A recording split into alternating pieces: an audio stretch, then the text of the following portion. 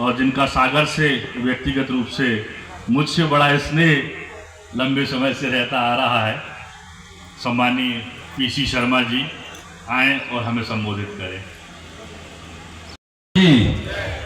भारत माता की। महात्मा गांधी, महात्मा गांधी, इंदिरा गांधी, इंदिरा गांधी। आज ये सम्यक अभियान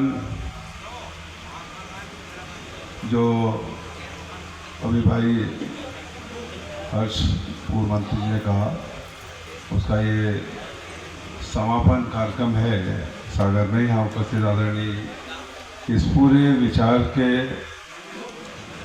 कर्ता धर्ता विचारक एक वरिष्ठ पत्रकार रहे आदरणीय रोकड़े जी, भास्कर राव रोकड़े जी। इस अभियान के सागर के प्रभारी भाई जगदीश यादव जी, यहाँ मंच पर मौजूद हमारे दोनों पूर्व मंत्री हर्ष यादव जी और आदरणीय हर्षजी सिंह साहब, प्रभु सिंह जी, आदरणीय जिला कांग्रेस के अध्यक्ष विपिन जी, आदरणीय शहर के अध्यक्ष महेश जाटव जी, पूर्व जिला कांग्रेस के अध्यक्ष बहन रेखा चौधरी जी, दूसरी माधवी चौधरी जी, यहाँ जबलपुर से आई वरुणा शर्मा जी, हमारे पूर्व विधायक भाई तरवर जी और प्रजापति जी, और आदरणीय लक्ष्मण सिंह जी, कटारे जी, और तमाम आदरणीय श्रीवास्तव जी, तमाम उपस्थित सभी कांग्रेस जन, सेवा दल के अध्यक्ष जी महेश जी, सभी पार्षदगण, उपस्थित कांग्रेस के साथियों, भाइयों बहनों, ये सम्यक अभियान जो आदरणीय रोकड़े जी ने कांग्रेस पार्टी की सहमति से शुरू किया है, जिसका मुझे प्रदेश का कांग्रेस की तरफ से प्रभारी बनाया गया है। मैं यही कहना चाहूँगा कि सम्यक अभियान जिसका मूल मंत्र यह है कि, और ये श्रीमती इंदिरा गांधी, इंदिरा ज्योति, आइए जन साहब, इंदिरा ज्योति जो अभियान चल रहा है रोकड़े जी का, हम याद करते हैं श्रीमती इंदिरा गांधी को, क्योंकि इंदिरा गांधी जी के ज़माने में बेरोजगारी नहीं थी। इंदिरा गांधी ने जितने भी पेपर्स थे राजा महाराजाओं के, उनको बंद किया था और उनका नारा भी एक रहता था जब हम चुनाव लड़ते थे कि जात पात पर मोहर लगेगी हाथ पर। कोई जात पात नहीं होती थी। 20 सूत्री कार्यक्रम शुरू किए जिससे एक छोटे आदमी को रोजगार मिल सके, एक गरीब किसान को हम जमीन 5 एकड़ की दे सके, वो वहाँ पे अपनी खेती कर सके। और श्रीमती इंदिरा गांधी के जमाने में देश की जो विदेश नीति थी, 108 देशों का, नॉन एलिमेंट कंट्रीज का मुखिया हुआ करता था हमारा देश। और आज क्या स्थिति हो गई, गिड़गिड़ाते हैं वहां जाकर दूसरे देशों में हमारे प्रधानमंत्री, वहां बोलती बंद हो जाती है। जो कहा राहुल गांधी ने सही कहा कि ये सरेंडर प्रधानमंत्री है, जिन्होंने अमेरिका के सामने सरेंडर कर दिया। अगर आप अभी ये 3-4 दिन का जो उनकी विदेश यात्रा का देखोगे तो एक आवाज नहीं निकल रही है। जिस अमेरिका ने इस देश के लोगों को वहां से किस तरह से निकाला था, वहां से बांध बूंद के और जहाजों पे यहां पर भेज दिया था, हथकड़ियों में बांध के भेज दिया था। यहाँ के लोग वहां न जा सके, उस पर बैन लगा दिया। ये कह दिया कि आप रूस से तेल नहीं खरीदोगे। ये स्थिति हो गई हमारे देश की, आज हम गिड़गिड़ा रहे हैं।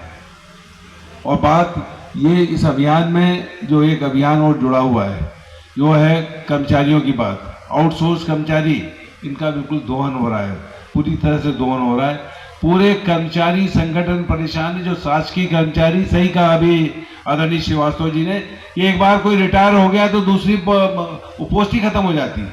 भोपाल का 1250 अस्पताल में जितने डॉक्टर रिटायर हुए, कोई नए डॉक्टर्स वहाँ पे उस स्पेशलाइजेशन के नहीं आ पाए।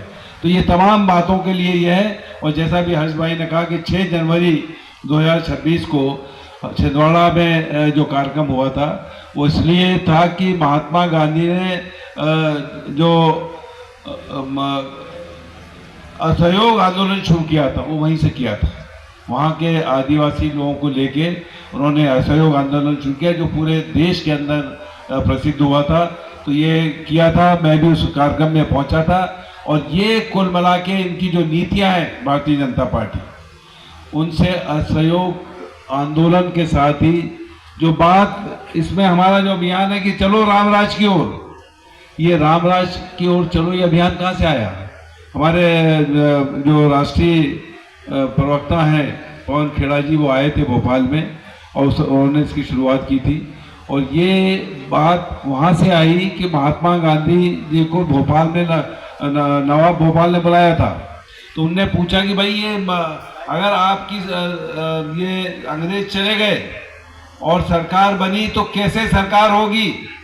तो उन्होंने कहा था कि जो भगवान राम का जैसे था रामराज, उस रामराज की तरह राज चलेगा कि कोई छोटा नहीं, कोई बड़ा नहीं, कोई अंबानी नहीं, कोई गरीब किसान नहीं, कोई झुग्गी वाला नहीं, सबको समानता से देखा जाएगा। और इस बात को लेके वहाँ के जितने भी मुस्लिम लोग थे उन्होंने भी ये नारा लगाया था कि चलो रामराज की ओर। लेकिन आज क्या है रोकड़े जी, आज तो ये राम मंदिर में चोरी हो गई 200 करोड़ रुपए की और उसके वो पैसों से ये सांसद खरीद रहे हैं। अभी पता लगा कि ओरछा का जो राम मंदिर है वहाँ पे भी चोरी हो गई। भगवान राम का जितना अपमान आज की तारीख में मोदी सरकार में हो रहा है, मैं समझता हूँ इससे पहले कभी अपमान हुआ ही नहीं उनका। यानी आप देखिए कि भगवान राम की बात करते हैं, राम के नाम से वोट लेते हैं केवल, लेकिन राम मंदिर के अंदर चोरी हो रही है और उसका आज तक FIR नहीं हुई इस बात की कि वहाँ पे चोरी हुई है। SIT बना दी, लेकिन SIT काम कैसे करेगी बगैर FIR के? ये तमाम चीज़ें चल रही हैं। इन सब अभियानों को मिलाकर ये सब कार्यक्रम चल रहा है, जन जागृति का कार्यक्रम है। और अभी तो भोपाल में आप सबने देखा होगा और सुना होगा कि किस तरह से मीनाक्षी नटराजन जो एक गांधीवादी नेता है, जो ट्रेन से चलती है, वहाँ के तेलंगाना की प्रभारी है लेकिन ट्रेन से जाती है वहाँ पर, और जो कपड़े पहनती है खुद सूत चरखे से काट के उसको पहनती है। उनको जाने से रोकने के लिए क्या किया कि तेलंगाना में केवल एक कंप्लेंट हुई थी, उस कंप्लेंट के आधार पे उनका जो पर्चा था वो रद्द कर दिया गया। मैं समझता हूँ कि हिंदुस्तान की आज़ादी के आज तक कोई पर्चा राज्यसभा का कभी निरस्त नहीं हुआ और इन आधारों में कभी निरस्त नहीं हुआ। हम लोगों ने भी चुनाव लड़े हैं, वहाँ का जो अधिकारी है, चुनाव अधिकारी, वो कोई गलती है तो उसको करेक्ट करा लेता है। लेकिन ये समझ लीजिए कि आने वाले दिन कैसे होने वाले हैं। और मीनाक्षी जी ने एक अच्छा नारा दिया कि अब तो केवल शाह और तानाशाह को हटाना पड़ेगा, तभी जाकर इस देश के अंदर मैं समझता हूं कि रामराज की तरफ हम बात कर सकते हैं। यहाँ के युवाओं को रोजगार मिल सकता है। 200 करोड़ युवाओं के 2 करोड़ युवाओं को हर साल रोजगार देने की बात कही थी। क्या हुआ नीट की परीक्षा में? ये व्यापम, ये NTA जो है राष्ट्रीय व्यापम है। अगर उस समय इस पर एक्शन हो जाता है व्यापम पे तो ये स्थिति नहीं होती। रोज जो युवा है नीट की जो परीक्षा नहीं दे पाए वो सुसाइड कर रहे हैं, आत्महत्या कर रहे हैं। ये सब पूरी बातें हैं। रोकड़े जी ने इस अभियान को चलाया है। मैं आखिर में भोपाल के शहर के शेर के साथ बात कहूँगा, ये रोकड़े जी के लिए है कि मैं चाहता हूँ निजाम कोहन बदल डालूँ, मैं चाहता हूं निजामे कोहन बदल डालूं।